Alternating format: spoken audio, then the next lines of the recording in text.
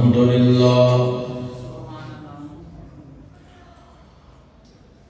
لله رب العالمين والعاقبة للمتقين والصلاة والسلام على رسوله النبي الكريم أما بعد فأعوذ بالله من الشيطان الرجيم بسم الله الرحمن الرحيم يا أيها الذين آمنوا كتب عليكم الصيام كما كتب على الذين من قبلكم لعلكم تتقون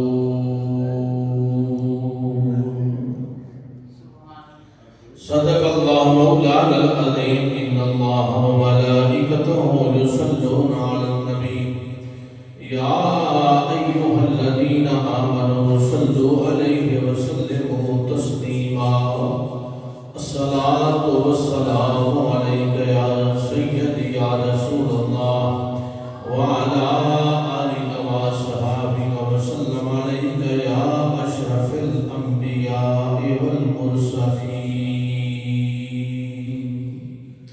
ایک مرتبہ پڑھیے الصلاة والسلام عليك يا سيدي يا رحمة للعالمين وعلى آلك وصحابك وسلم عليك يا سيدي يا جد الحسن والحسين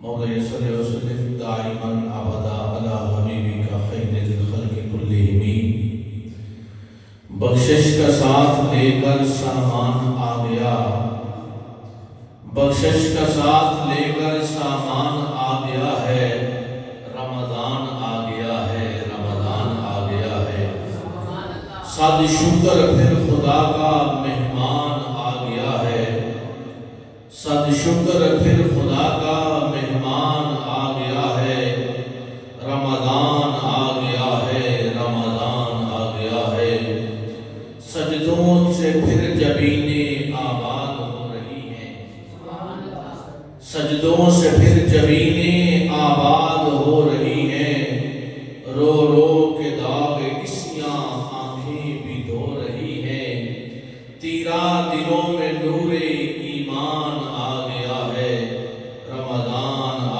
گیا ہے رمضان آ گیا ہے لمحے ہیں یہ غنیمت اللہ کو منائیں لمحے ہیں یہ غنیمت اللہ کو منائیں وعدہ ہے جب خدا کا کیسے نہ بخشے جائیں جنت کی راہ کرنے آسان آ گیا ہے رمضان آ گیا ہے رمضان آ گیا ہے انسانیت کا چہرہ جس کے طفیل نکھرا انسانیت کا چہرہ جس کے طفیل نکھرا میرے نبی پہ سرور قرآن جس میں اترا صد مرحبا و ماہ ذیشان آ گیا ہے رمضان آ گیا ہے رمضان آ گیا ہے حمد و صلات کے بعد معزز حاضرین و سامعین گرامی قدر ماہ رمضان المبارک اپنی تمام تر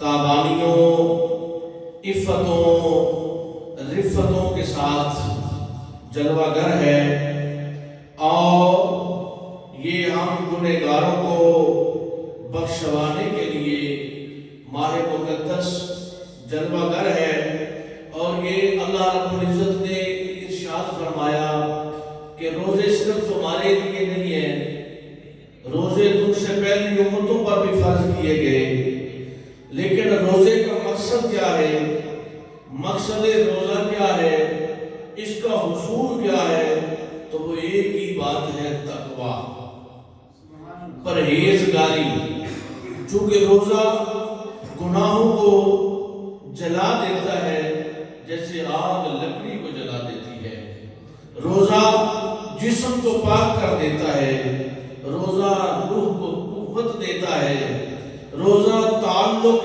باللہ مضبوط کرتا ہے روزہ سرمدی وعبدی نعمتیں دلاتا ہے روزہ گناہوں سے پاک کر کے انسان کو صابر و شاکر بناتا ہے۔ روزہ بھوک و افلاس کی قدر جاننے کے لیے لازم ہے، اور یہ ایک ایسی چیز ہے ماہ رمضان المبارک، اور پھر بالخصوص روزہ وہ رمضان کا ہو یا غیر رمضان کا ہو۔ مولا علی شیر خدا سے روایت ہے، آپ فرماتے ہیں کہ نبی کریم علیہ السلام کی بارگاہ میں حاضر ہوا تو سرکار نے مجھے فرمایا کہ اے علی، یہ میرے ساتھ ابھی ابھی جبرائیل کلام کرتے ہیں اور تجھ پر بھی سلام کہتے ہیں۔ مولا علی شیر خدا نے عرض کیا پھر اللہ کے رسول پر بھی سلام ہو اور جبرائیل امین پر بھی سلام ہو۔ تو سرکار نے فرمایا اے علی، جبرائیل امین تجھے کہہ رہے ہیں کہ ہر ماہ 3 روزے رکھا کرو، ہر ماہ، سال میں ہر ماہ 3 روزے رکھا کرو۔ اب سرکار فرماتے ہیں علی، جبرائیل کہہ رہے ہیں تیرے لیے پہلے دن کے روزے کے بدلے 10,000 سال کی عبادت کا ثواب لکھا جائے گا۔ تیرے لیے پہلے دن کے روزے کے بدلے، یہ رمضان کا روزہ نہیں کیا جا رہا، پہلے دن کے روزے کے بدلے 10,000 سال کی عبادت کا ثواب لکھا جائے گا۔ دوسرے دن کے بدلے 30,000 سال کی عبادت کا ثواب لکھا جائے گا، اور تیسرے دن کے روزے کے بدلے 1,00,000 سال کی عبادت کا ثواب لکھا جائے گا۔ یعنی روزہ انسان کو تقویٰ دیتا ہے، پرہیزگاری دیتا ہے۔ اس آیہ مقدسہ میں سورہ بقرہ میں اللہ رب العزت فرماتے ہیں ایمان والو تم پر روزے فرض کیے گئے ہیں، کتب علیکم الصیام، تم پر روزے فرض کیے گئے ہیں، تم پر ہی نہیں تم سے پہلی امتوں پر بھی فرض کیے گئے ہیں، لیکن ان کا مقصود کیا ہے، ان کا مقصد کیا ہے، لعلکم تتقون، تاکہ تم پرہیزگار بن جاؤ، تمہیں تقویٰ مل جائے، تمہیں بلندی درجات مل جائے، تمہیں حسنات مل جائیں۔ اور روزہ کس طرح پاک کرتا ہے، اللہ اکبر، بخاری شریف کی حدیث ہے، سرکار فرماتے ہیں جو روزہ دار ہے اس کو تقویٰ کیسے ملتا ہے، اس کی کیفیت کیا بنتی ہے۔ بخاری کتاب الصوم کے اندر، اور پھر امام غزالی نے کیمیائے سعادت کے اندر، اور پھر صحیح مسلم کے اندر یہ روایت موجود ہے۔ حضرت ابو ہریرہ رضی اللہ تعالیٰ عنہ سے روایت ہے، اللہ کے رسول نے فرمایا روزہ ڈھال ہے، روزہ ڈھال ہے۔ ڈھال وہ ہوتی ہے کہ جب جنگوں میں لڑا جاتا تھا نا پرانے وقتوں میں، تو ایک لوہے کی ڈھال ہوتی تھی، تلوار بھی اس پر آ کر لگتی تھی، لیکن وہ بندے تک تلوار نہیں پہنچنے دیتی تھی۔ فرمایا روزہ گناہوں کے لیے، اس بندے مومن کے لیے ڈھال ہے۔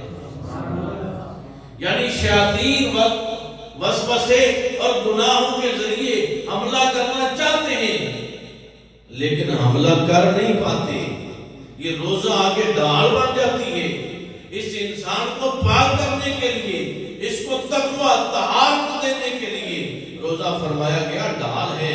اور روزے دار کو کرنا کیا چاہیے، فرمایا اس کو پھر فحش کلام نہیں کرنا چاہیے، گفتگو میں بھی، خیال میں بھی شور و غل، بد اخلاقی، ٹھٹھا مذاق، لڑائی جھگڑا، اس سے بچنا چاہیے۔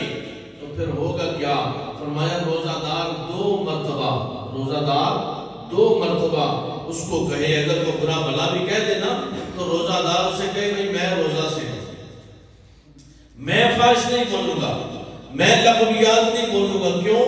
کیونکہ میں نے روزہ رکھا ہوا ہے۔ اور حضور فرماتے ہیں کہ اس ذات کی قسم جس کے قبضہ قدرت میں میری جان ہے، البتہ روزہ دار کے منہ کی بو اللہ کے نزدیک کستوری کی خوشبو سے بھی زیادہ۔ اب یہ تقوی کی علامت ہے، تقوی جب ملتا ہے، حصول تقوی بندہ اس پر کامل ہوتا ہے، تو پھر حال کیا ہوتا ہے کہ بندے کی منہ کی بدبو جو خود بھی بندہ برداشت نہیں کر سکتا، اللہ کے نزدیک وہ کستوری سے زیادہ عزیز ہے، مشک و عنبر سے زیادہ حسین ہے۔ اور پھر فرمایا گیا کہ روزہ دار، کیونکہ روزہ دار جو ہے کھانے پینے سے اور شہوت سے اپنے آپ کو ترک کرتا ہے، اللہ رب العزت روزہ دار کی جزا اور نیکیاں 10 گنا بڑھا دیتا ہے. سبحان اللہ. اور فرمایا کہ ایک روایت میں کہ 70 گنا اجر بڑھ جاتا ہے.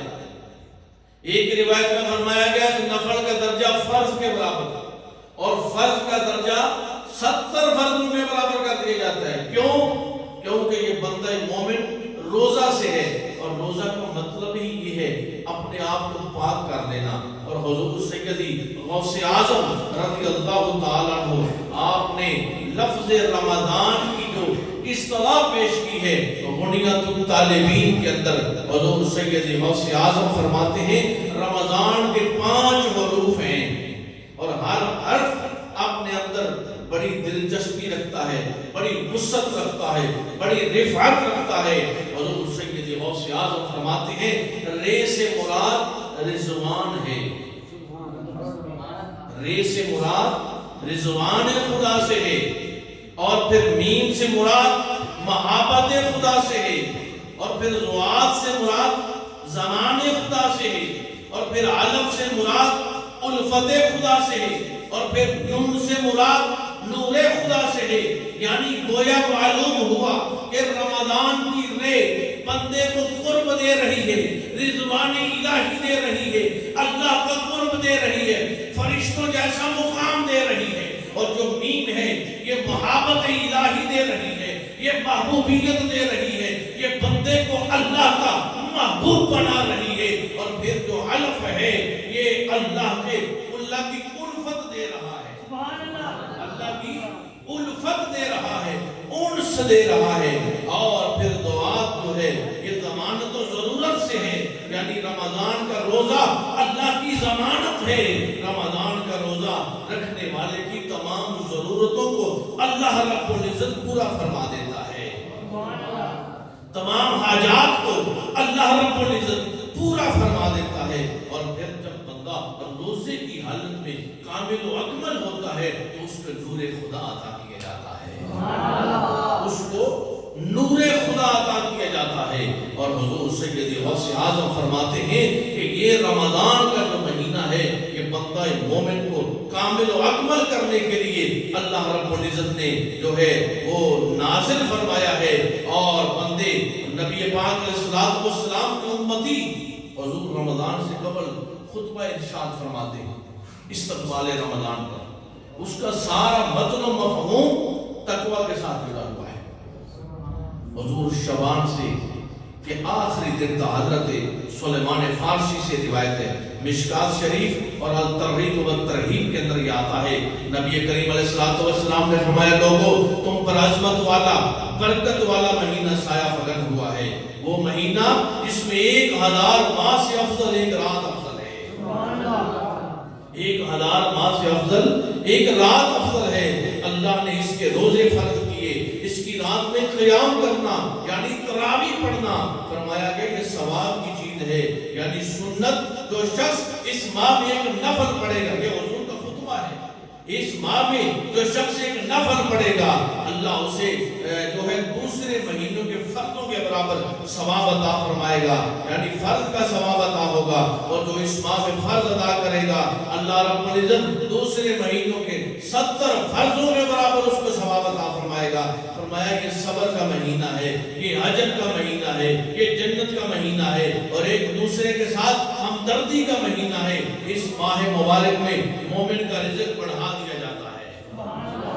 کیا فرمایا گیا؟ مومن کا رزق بڑھا دیا جاتا ہے. مومن کا رزق بڑھا دیا جاتا ہے. اور پھر جو بندہ مومن ہے اس کے لیے روزہ افطار کرتے وقت مغفرت کی نوید ہے. کیا ہے؟ مغفرت کی نوید ہے. روزہ افطار کرنے کا وقت، دن پر روزہ رکھا اب افطار کرنے کا وقت ہے تو فرمایا اس کے لیے مغفرت کی نوید ہے. اس وقت اللہ رب العزت اس بندے کی طرح قرب، اس بندے کو قرب ملا ہوتا ہے. بھئی تقوی کسے کہتے ہیں؟ تقوی کی جو ابتدا ہے وہ توبہ سے چلتی ہے، اور تقوی کی خواب قرب الہی کی ہے، اور واو ولایت کی ہے، اور یا یاد الہی کی ہے. اور یہ کیسی یاد ہے؟ وَاذْكُرِ اسْمَ رَبِّكَ وَتَبَتَّلْ إِلَيْهِ تَبْتِيلًا. جو صاحب تقویٰ ہوتا ہے اللہ کا قرب پا لیتا ہے، پھر اس کی حالت اور کیفیت یہ ہوتی ہے کہ جب افطار کرتا ہے تو اللہ اس کے گناہوں کی مغفرت فرماتا ہے اور اس کی گردن آگ سے آزاد کر دی جاتی ہے اور اس کے افطار کرانے والے کو ویسا ہی ثواب ملتا ہے۔ یہ بات بڑی توجہ طلب ہے۔ ایک تو روزہ دار افطار کر رہا ہے نا، اس کو یہ ثواب مل جائے، اس نے بھوک برداشت کی ہے، پیاس برداشت کی ہے، سارا دن وہ ہر چیز سے رکا رہا ہے، تو پھر درجہ ہے۔ فرمایا جو اس کو افطار کرواتا ہے، جو روزہ افطار کروا رہا ہے دوسروں کو، کھجور تقسیم کر دیتا ہے، کھانا پیش کر دیتا ہے، کسی امر پر بھی اس کا روزہ افطار کرواتا ہے، فرمایا اس کو بھی ویسا ہی اجر ملتا ہے جیسا روزہ رکھنے والے کو ملتا ہے۔ اللہ اکبر۔ ایک خود اپنا اجر ہے، ایک روزہ افطار کروا رہے ہیں اس کا اجر ہے، اور فرمایا جیسا روزہ رکھنے والے کی مغفرت کی نوید ہے اس کا اجر ہے، ایسا ہی اجر اس کو افطار کروانے والے کو ہے۔ آگے حضور کیا فرماتے ہیں؟ سرکار فرماتے ہیں اللہ کا یہ ثواب اس شخص کو ادا دے گا جو ایک گھونٹ دودھ، ان لفظوں میں ذرا غور کریں، ایک گھونٹ دودھ یا ایک خرما یعنی ایک کھجور یا ایک گھونٹ پانی سے روزہ افطار کروائے، اور جس نے روزہ دار کو پیٹ بھر کر کھانا کھلایا، یہ جو ثواب تھا نا، جو مغفرت تھی، جو مجدہ جام فضا تھا، یہ کھجور سے، اب ایک کھجور سے پیٹ نہیں بھرتا، ایک گھونٹ پانی کا ہے، ایک گھونٹ پانی سے پیٹ نہیں بھرتا، ایک گھونٹ دودھ ہے، ایک گھونٹ دودھ سے روزہ رکھا ہوا ہے تو پیٹ نہیں بھرتا۔ اب فرمایا یہ تو ثواب اس کے لیے ہے، اب جو پیٹ بھر کر کھانا کھلاتا ہے، اب جو پیٹ بھر کر کھانا کھلاتا ہے، سرکار فرماتے ہیں اس کو اللہ تعالی میرے حوض سے پانی پلائے گا اور کبھی پیاسا نہ ہوگا یہاں تک کہ جنت میں داخل ہوگا۔ اور یہ وہ ماہ مبارک ہے، اس کا اول رحمت، سرکار فرما رہے ہیں اس کا اول رحمت، اس کا درمیان مغفرت اور اس کا آخر جہنم سے آزادی ہے۔ اور سرکار فرماتے ہیں جو ماہ رمضان میں جو ہے اپنے آپ کو اس طرح پاک کر لیتا ہے، اب ان احادیث کا مفہوم میں پیش کرتا چلوں کہ اس کو ملتا کیا ہے، اس میں سرکار نے فرمایا کیا ہے، اس کا مفہوم ذرا توجہ فرمائیے گا۔ ماہ رمضان انتہائی برکت و عظمت والا ہے۔ ماہ رمضان ایک ایسی رات آتی ہے جو 1000 مہینوں سے افضل ہے۔ ماہ رمضان میں نماز تراویح کی اتنی بڑی فضیلت ہے اور اتنی بڑی تاکید ہے کہ مولا علی شیر خدا نے جب دیکھا کہ رمضان کی رات ہے، مسجد نبوی شریف کو کمکموں کے چراغوں کے ساتھ روشن کیا گیا ہے اور یہاں قرآن پڑھا جا رہا ہے، اہتمام کیا گیا ہے۔ مولا علی شیر خدا فرماتے ہیں کہ کس نے کیا ہے؟ عرض کیا عمر فاروق نے کیا ہے۔ مولا علی شیر خدا فرماتے ہیں یا اللہ عمر نے جیسے تیرے گھر کو روشن کیا ہے، قرآن سننے اور سنانے کا اہتمام کیا ہے، یا اللہ اس کی قبر کو بھی ایسے ہی روشن فرمانا۔ ماہ رمضان ایک نفل دوسرے مہینے کے فرضوں کے برابر ہے۔ اب ماہ رمضان کا صبر کا مہینہ ہے، جنت کا مہینہ ہے۔ اب آئیے حضرات، جب یہ سب کچھ ہوتا ہے تو پھر انسان کو تقویٰ ملتا ہے۔ اب ماہ رمضان آیا نا تقویٰ دینے کے لیے، ہمارے گناہوں کو معاف کرنے کے لیے، اور ہمیں جو ہے رب کی بارگاہ میں ایسے سرخرو فرماتا ہے۔ میں یہاں ایک روایت نزہت المجالس کی امام صبوری علیہ الرحمہ فرماتے ہیں اللہ رب العزت نے ایک فرشتہ پیدا فرمایا۔ کیا؟ ایک فرشتہ پیدا فرمایا جس کا آدھا جسم تاریکی ہے اور آدھا نور ہے، جس کا آدھا جسم تاریکی ہے، آدھا جسم نور ہے، اور ایک ایسا فرشتہ پیدا فرمایا جس کا آدھا جسم برف ہے اور آدھا آگ ہے۔ کیا؟ آدھا جسم برف ہے، آدھا جسم آگ ہے، اور ایک ایسا فرشتہ پیدا فرمایا جس کا آدھا جسم ہوا ہے اور آدھا جسم مٹی ہے۔ آدھا جسم ہوا ہے، آدھا جسم مٹی ہے، اور فرمایا یہ سب فرشتے امت مصطفیٰ کے گناہگاروں پر روتے ہیں۔ اور قربان جاؤں یار، حضور کا امتی ہونے کا ذرا اعزاز تو دیکھو. حضور کی امت کے گناہ گاروں پر روتے ہیں. اللہ تبارک و تعالیٰ ان کو منع فرماتا ہے کہ تم روتے کیوں ہو؟ یہ فلاں فلاں گناہ کرتے ہیں، کرنے دو، یہ تو گنہگار ہیں.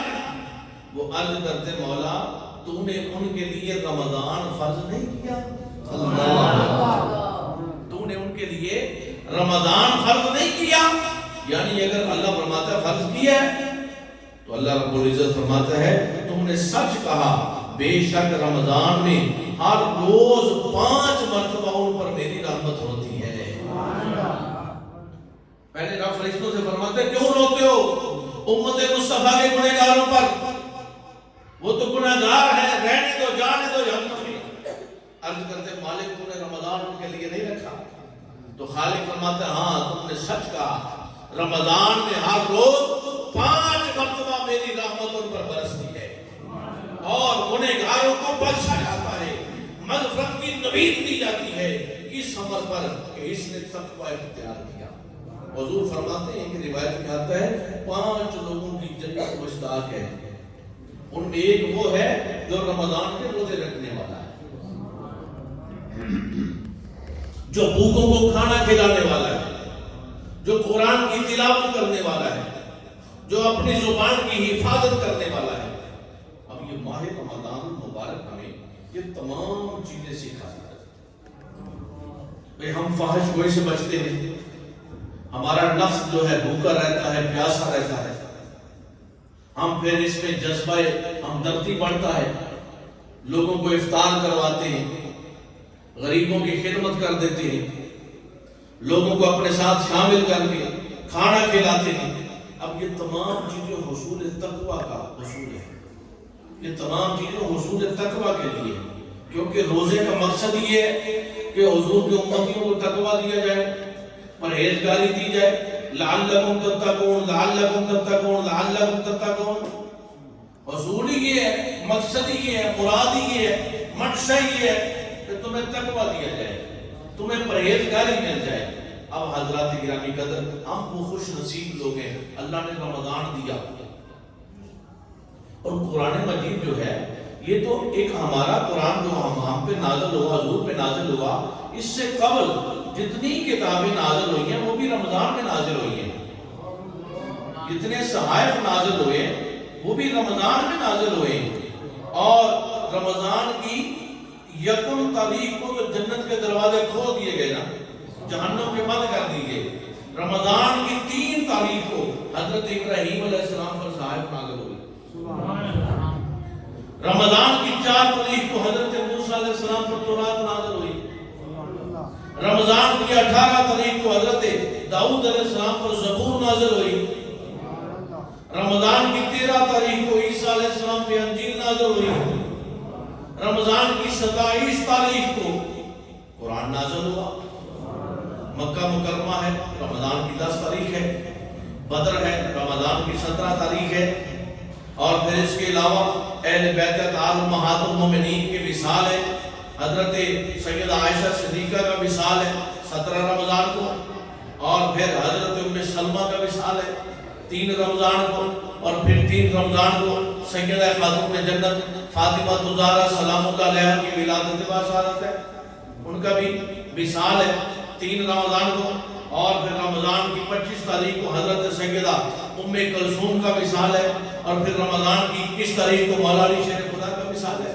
یہ تمام چیزیں تو وہ ہیں جن کا تعلق ہمارے ساتھ ہے، ہماری عقیدت کے ساتھ ہے. لیکن رمضان وہ ہے کہ جس میں جتنے رب کے کلام نازل ہوا، جتنی کتابیں نازل ہوئی، جتنے صحائف نازل ہوئے، وہ رمضان کی راتوں میں نازل ہوئے. سبحان اللہ. وہ اسی لیے فرمایا گیا من قبلکم، تم میں سے پہلوں پر بھی رمضان آتا رہا، روزے فرض ہوتے رہے، لیکن حصول کیا تھا، مقصد کیا تھا؟ لعلکم تتقون، پرہیزگاری مل جائے، تقوی ملے، بلندی درجات ہو. اب بلندی درجات میں تقوی کے حصول کے لیے 1-2 باتیں کر کے وقت چونکہ ہو رہا ہے تو گفتگو کو ختم کرتے ہیں. جب تقوی کا حصول ہے، ضرورت تقوی کی ہے، تو بھئی تقوی ملتا کیسے ہے؟ اصلاح نفس ہوتی کیسے ہے؟ ہم نفس امارہ اور نفس لوامہ میں ڈوبے ہوئے ہیں۔ اب ہم نے روزہ رکھا، فاقہ کشی کی، نفس کو زیر کیا۔ حضور سیدی غوث اعظم رضی اللہ تعالیٰ عنہ آپ 15 سال ہر رات ایک رات میں قرآن ختم کرتے ہیں قیام میں۔ ایک دن خیال آیا، وسوسہ آیا، اے عبد القادر اتنا تیرا درجہ کہ 15 سال تو نے قرآن پڑھا کھڑے ہو کر۔ اب دل میں جب یہ خیال آیا نا تو عبد القادر جیلانی تھے نا، آپ نے فرمایا نفس مجھے تو جو ہے تعلی دکھاتا ہے، میرے ساتھ دھوکہ کرتا ہے، مذاق کرتا ہے، عبد القادر جیلانی کے ساتھ کر رہے ہیں۔ اس دن سے آپ نے دائیں ٹانگ کھڑی اٹھا لی اور بائیں ٹانگ میں 15 سال قرآن کی تلاوت۔ سبحان اللہ! دائیں ٹانگ 15 سال۔ کسی شخص نے ایک دن پوچھ لیا کہ آپ تو مادر ذات ولی ہیں اور اللہ نے اتنا مقام عطا فرمایا، تو آپ نے یہ نفس کے ساتھ اتنا اس کو کیوں آپ نے جو ہے وہ تنگ کر کے رکھا اور جو ہے نفسانی خواہشات کو مار کے رکھا؟ تو فرمایا وہ حصول تقویٰ کے لیے۔ اور فرمایا میری ابتدا میں تو یہ حال تھا، جب ابتدائی سلوک کی مناظر تھی تو حال یہ تھا کہ خضر علیہ السلام آئے اور مجھے کہتے ہیں تو ادھر بیٹھ میں آتا ہوں۔ حضور غوث اعظم سے خضر علیہ السلام فرماتے تو ادھر بیٹھ میں آتا ہوں۔ 1 سال پورا خضر نہیں آئے اور غوث اعظم بیٹھے رہے۔ ذرا غور فرمائیے ہم کن کے مرید ہیں، غور فرمائیے اللہ کا ولی سے ایسے بھی ہوتے ہیں، یہی ولایت۔ 1 سال پورا بیٹھے رہے، کھانا نہیں کھایا۔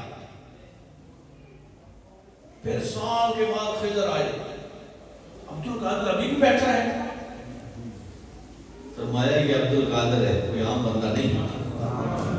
بس اتنا کہہ کے نا تو پھر فرماتے اچھا بیٹھ میں آتا ہوں، تو خضر پھر چلے گئے۔ سال پورا پھر نہیں آئے، 2 سال ہو گئے، پھر آئے۔ عبد القادر ابھی بیٹھا ہے، کہا ابو سالے کا بیٹا ہوں، کوئی عام بندہ نہیں۔ اچھا اتنا کلام ہوا، پھر چلے گئے، سال بعد پھر نہیں آئے۔ غوث اعظم بننے کے لیے یہ پلیٹ میں رکھ کے نہیں دیا جاتا، سال بعد پھر نہیں آئے۔ پھر سال کے بعد آئے نا تو تھوڑی سی کھجوریں ساتھ آئے، تھوڑی سی کھجوریں۔ عبد القادر بیٹھا ہے، ہاں بیٹھا ہوں، یہ کھجوریں کھا لیں۔ ایک شخص نے سوال کیا کہ پھر آپ کو جو ہے وہ 2 سال 3 سال کا جو دورانیہ تھا کھانا پینا کیسے چلتا تھا؟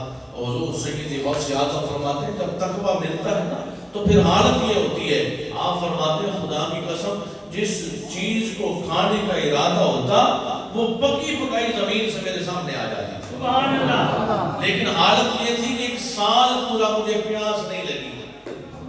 کیا فرماتا ہے؟ مجھے پیاس نہیں لگی۔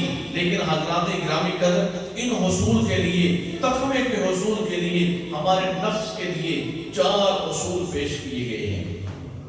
عرفاء ہمیں 4 اصول پیش کرتے ہیں تقوی کامل و اکمل کرنے کے لیے اور اپنے نفس کو ذلیل کر کے نفس مطمئنہ بننے کے لیے۔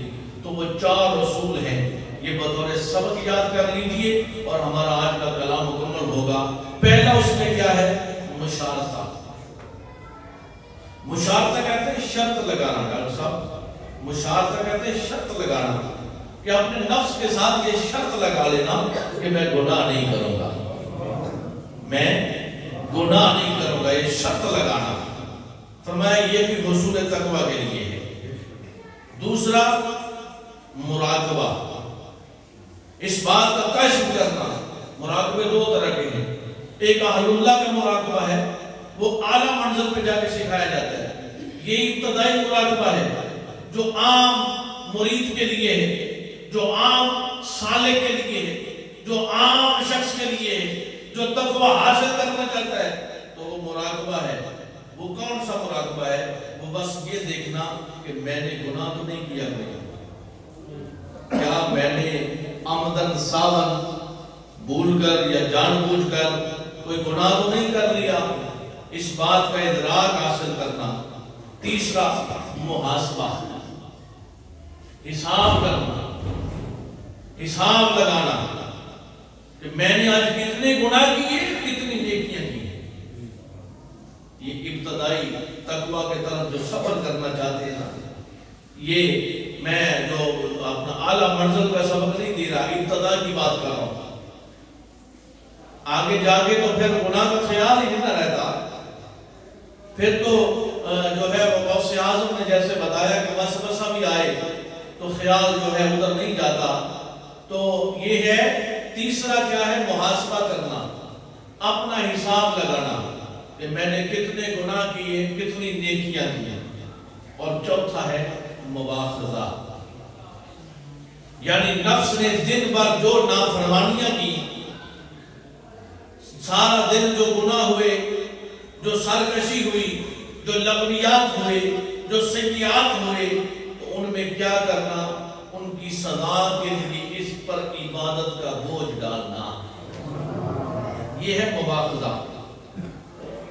یعنی جو دن بھر گناہ کیے، نافرمانی ہوئی، تو اس پر کیا کرنا ہے، عبادت کا بوجھ ڈالنا ہے۔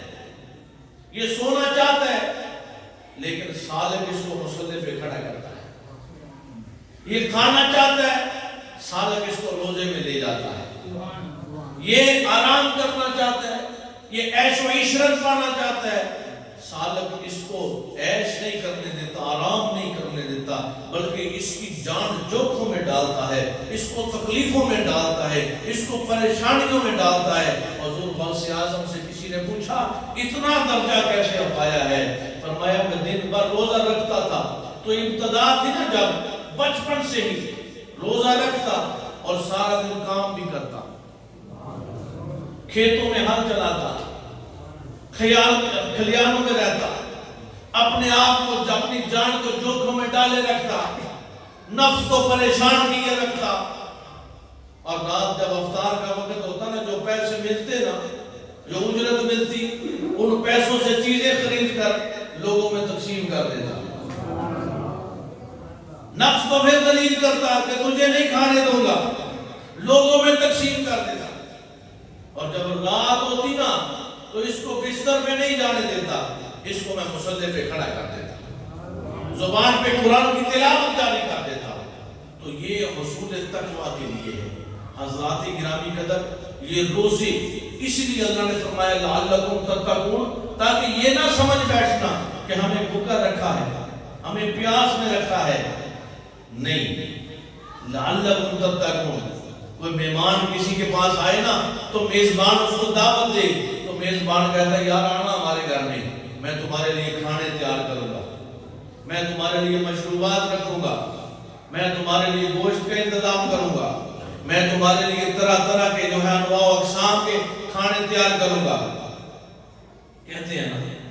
اب اللہ رب العزت بھی یہی فرما رہا ہے، پریشان نہ ہو جانا میرے مصطفیٰ کے غلاموں، روزے رکھو، روزے رکھو، روزے رکھو، قیام اللیل کرو، لیکن پریشان نہ ہونا میں تمہاری جان جوکھوں میں ڈال رہا، ایسی بات نہیں ہے۔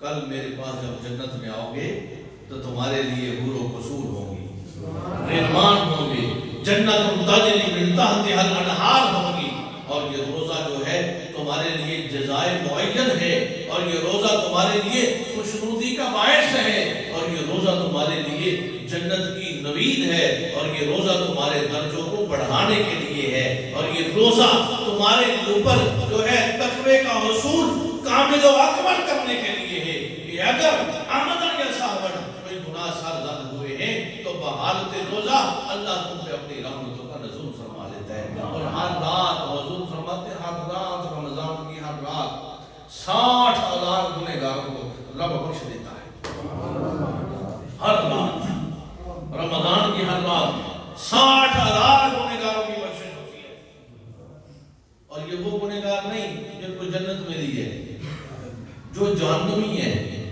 جہنم سے آزاد کیا جاتا ہے، اور پھر جو شب عید الفطر ہے پورے رمضان کے مقابلے میں اسے ایک رات میں بخشش کی جاتی ہے، پورے رمضان کے مقابلے میں۔ اس لیے حضرات گرامی قدر یہ ماہ رمضان المبارک برکتوں، عزتوں، رفعتوں، عظمتوں، سعادتوں کا حسین مرقع بن کے ہمارے پاس آیا ہے۔ ہم نے اپنے آپ کو پاک کرنا ہے، اور تقویٰ کس بلا کا نام ہے، کسے کہا جاتا ہے؟ جناب سیدنا عمر فاروق رضی اللہ تعالیٰ عنہ سے کسی نے پوچھا حضور تقویٰ کیا ہے؟ آپ نے فرمایا کبھی خاردار راستے سے گزرے ہو، کانٹوں والے راستے سے گزرے ہو؟ عرض کیا ہاں گزرا ہوں۔ فرمایا کیسے گزرتے ہو؟ عرض کیا کپڑوں کو سمیٹ کر، تاکہ وہ کانٹے کپڑوں کو پھاڑ نہ دے، کپڑوں کو نہ لگے، سمیٹ کر گزرتا ہوں۔ فرمایا بس یہی تقویٰ ہے، اس دنیا میں رہنا ہے اور اپنے آپ کو سمیٹ کے گزرنا ہے۔ امام الانبیاء کے غلاموں، بشری تقاضے بھی موجود ہیں، دنیا کی الجھنیں بھی موجود ہیں، فکر معاش بھی موجود ہے، طرح طرح کے مسائل بھی ہمیں موجود ہیں۔ یہ سب کچھ ہونے کے باوجود اپنے آپ کو ایسے سمیٹ کر گزرنا ہے کہ ہم اللہ کے کامل بندے بن کے رب کی بارگاہ میں پیش ہوں، جو ہمیں لقد خلقنا الانسان فی احسن تقویم کا تاج پہنا کر کنتم خیر امہ کا اعزاز کیا گیا ہے۔ ہم نے وہ بہترین امت اپنے آپ کو کیسے بنانا ہے؟ بس اس دنیا میں رہ کر، حضور نے فرمایا دنیا میں رہو، خود میں دنیا نہ رکھو۔ حضرت قلندر کبریا رحمت الرحمان تاجدار صاحب شریف آپ کو فرمانے والی شان ہے، اس دنیا میں مچھلی کی طرح اپنی زندگی گزارو۔ وہ دریا کے ایک کنارے سے دوسرے کنارے چلی جاتی ہے، لیکن اس کو ملال نہیں ہوتا، بس صاحب وہ یہی تقویٰ ہے۔ اور روزہ ہمیں تقویٰ ہی سکھاتا ہے، ہمیں بھوکوں کی بھوک کا جو ہے شدت کا احساس دلاتا ہے، پیاسوں کی پیاس کی شدت کا احساس دلاتا ہے۔ حضرات ہم نے اپنے آپ کو حصول تقویٰ کے لیے کمر بستہ رہنا ہے، اور یہ گنتی کے دن ہیں۔ قرآن کہتا ہے ایام معدودات، یہ گنتی کے دن ہیں، چند گنتی کے دن ہیں۔ یا سالوں سال ہم اپنے آپ کے لیے کیا کچھ کرتے ہیں، یہ چند گنتی کے دن ہم نے ایسے گزارنے ہیں۔ تقویٰ عادتوں کو بدل دینے کا نام ہے، اور رمضان میں عادات بدلی جاتی ہیں، دن بھر کی کیفیات بدل جاتی ہیں، رات بھر کے معمولات بدل جاتے ہیں۔ اب جب یہ ساری تبدیلی آئی ہے تو تبدیلی کو ہم نے فرضی نہیں رکھنا، اس کو ہم نے عرضی بنا کر رب کی بارگاہ میں ہر روز پیش کرنا ہے۔ اپنے آپ کو ہم نے رب کی بارگاہ میں پیش کرنا ہے۔ اور آئیے حضرات رات کو قیام اللیل تراویح کی شکل میں تراویح ضرور ادا کریں۔ کیوں؟ قرآن سننا فرض ہے، پڑھنا سنت ہے۔ قرآن پڑھا جاتا ہے، ہم سنتے ہیں۔ قیام اللیل کی شکل میں یہ سنت مؤکدہ ہے، اس کو لازم ادا کرنا ہے۔ ہاں لوگ کہتے ہیں بھئی نہ کریں گے تو کون سا گناہ ہے، یہ بات ٹھیک ہے، لیکن کر لیں گے تو گناہ معاف ہو جائیں گے تو کون سا اعتراض ہے؟ بھئی نہ کریں تو گناہ نہیں، یہ بات آپ کی مان لیتے ہیں، لیکن اگر کر کے ہمارے گناہ دھل جائیں تو اس میں کیا اعتراض ہے؟ دن بھر مکمل فاقہ کشی صرف جو ہے وہ پیٹ کو بھوکا نہیں رکھنا، آنکھ کو، کانوں کو، ہاتھوں کو، تمام کردار کو، ظاہری خیالات اور باطنی خیالات کو بھی ہم نے روزے کی سانچے میں ڈھالنا ہے۔ اور پھر مجدہ جافزہ کیا ہوگا کہ جب ہم افطار کا دسترخوان لگا ہوتا ہے نا، پھر اس وقت اس کو محسوس کیا کریں، وہ محسوسات کا وقت ہوتا ہے۔ لیکن شوم یہ قسمت ہماری بدقسمتی ہے کہ ہمارا وہ گل گپاڑے کا وقت ہوتا ہے، باتوں کا وقت ہوتا ہے، گفتگو کا وقت ہوتا ہے، چاٹ سموسہ پکوڑا مسالے کا وقت ہوتا ہے، تو وہ جو اس طرف لگی ہوتی ہے وہ سب کچھ کھائیں، وہ کھانے کے لیے ہے، وہ رب کی نعمت ہے، اس کا انکار نہیں کرنا، اللہ نے ہمیں عطا فرمائی ہے۔ لیکن اس وقت ہمارے جو محسوسات ہیں، جو اندر کے خیالات ہیں، جو اندر کی دنیا ہے، وہ اندر کی دنیا ادھر نہ لگی ہو، وہ اندر کی دنیا کسی اور مقام پہ لگی ہو کہ اس وقت میرے گناہ معاف کیے جا رہے ہیں، میں افطار کے قریب ہوں، رب کے اتنا قریب ہوں، رب کا قرب پا چکا ہوں، اور رب میرے گناہوں کو معاف فرما رہا ہے۔ حضرات گرامی قدر، ایک اور مسئلے کی بات یہ ہے کہ ہم دعائے افطار جو ہے افطار سے پہلے مانگتے ہیں اللہم انی لک صمت و بک آمنت و علیک توکلت علی رزقک افطرت. یہ ہم کھجور کھانے سے پہلے پڑھتے ہیں. یہ کھجور کھانے کے بعد پڑھی جاتی ہے. یہ بات بڑی توجہ طلب ہے اور یہ ہمارے اندر یہ جو ہے اکثر یہ چیز پائی جاتی ہے الا ماشاءاللہ اکا دکا لوگوں کو جن کو معلوم ہے، لیکن ہمارے اندر یہ سرایت کر چکی ہے. تو دعا روزہ افطار کرنے کے بعد پڑھنی ہے. دعا روزہ افطار کرنے کے بعد پڑھنی ہے.